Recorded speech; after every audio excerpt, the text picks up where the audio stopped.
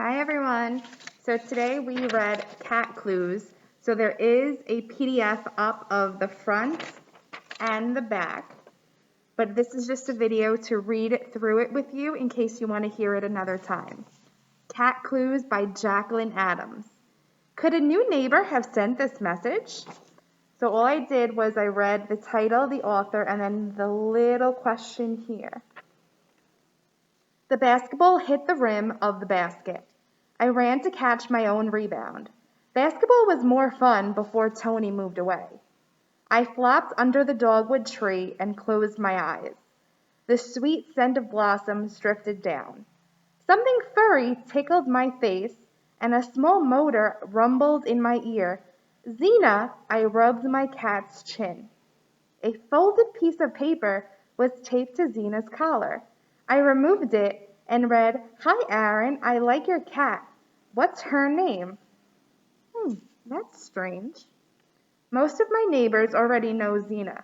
I gazed down Sunset Drive to the sold sign in front of Tony's house. Could a new neighbor have sent this message?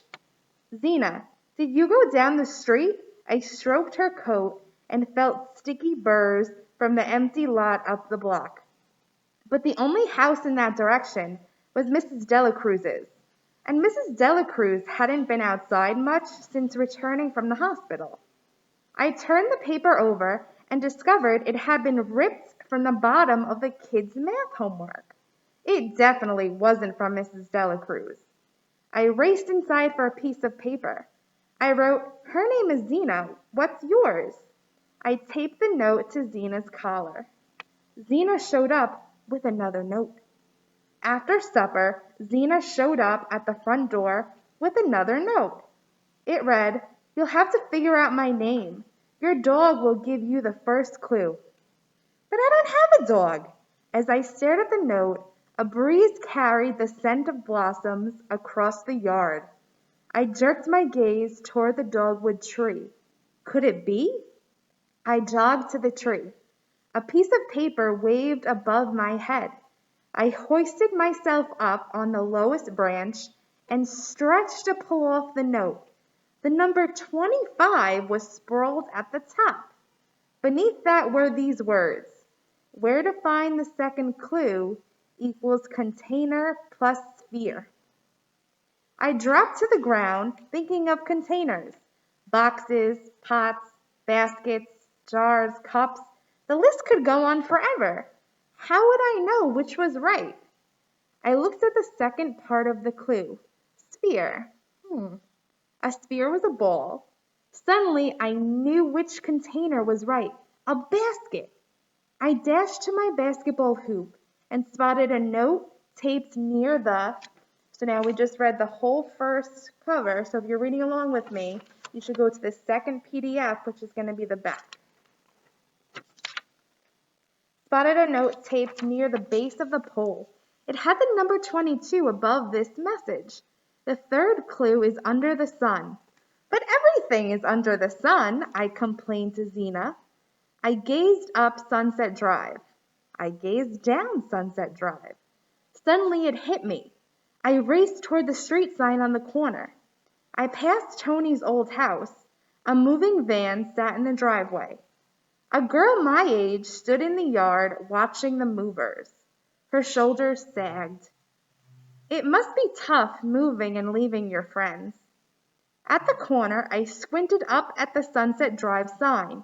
A tightly folded note was taped beneath "Sun."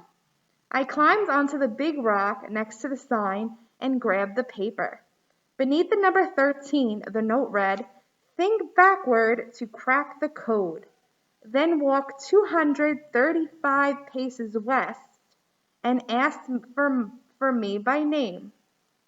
I spread the notes out on the rock. The code was 25, 22, 13. Maybe each number stood for a letter in the alphabet? One for A, two for B, and so on. But when I figured it out that way, I got YVM. That wasn't a name. I read the third clue again. Think backwards to crack the code. Maybe the alphabet ran backwards, with one standing for Z, 2 for Y, and so on. When I tried it that way, I got Ben. Even though Ben is a boy's name, I figured the clue would lead me to the new girl. But I was only up to 78 paces when I passed her house. I passed my house at 120.